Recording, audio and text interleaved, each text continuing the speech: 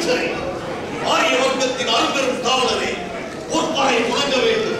தென்னகத்து வாசலிலே ரத்த தடாகம் உடைப்பெடுத்து ஓட வேண்டும்.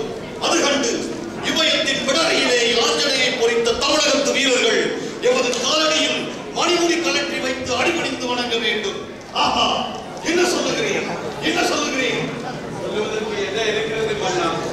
இந்தியத்தின் உழைப்பிலே ஆரிய வர்க்கத்தார் இதுவரை காலை தீர்க்கவில்லை என்பதை வழியை போக்குவதற்கு இது சரியான சந்தர்ப்பம். வெற்றி வாங்கி வைத்தால் பகைவர் கூட்டத்தை உங்களோடு கட்டி உங்களுக்காக சபாஷ் சபாஷ்.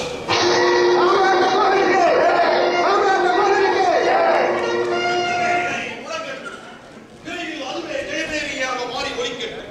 வெற்றி வெற்றி. இதை தவிர இந்த அசோகனது வாழ்க்கை அகராதியில் வேறு வார்த்தைகளே இடம்பெறக்கூடாது. போர் மனசு ஒலிக்கட்டும்.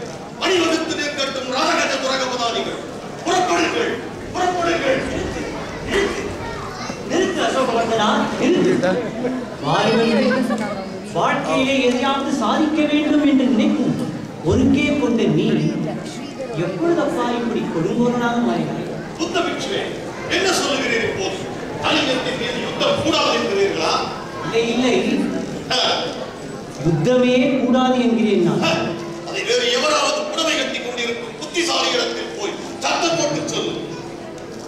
அறியாமல் பேசுகிறாயப்பா அசோகவர்தனா, அறியாமல் பேசுகிறாய்.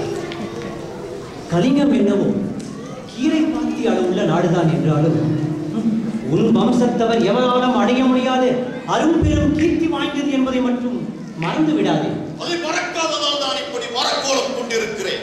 என் தாத்தா சந்திரகுப்தர் விந்தியம் தாண்டி காலெடுத்து வைக்க விரைந்தார்.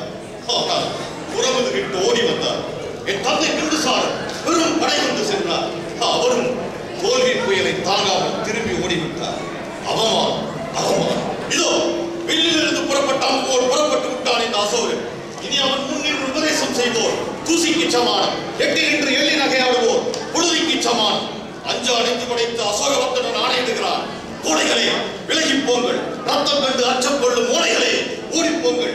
வாழ்வா சாவா பார்ப்போம் முருக என்று வெஞ்சினம் கூறும் வீரர்களே, என்னை பின்தொடர்ந்து வாருங்கள், என்னை பின்தொடர்ந்து வாருங்கள்.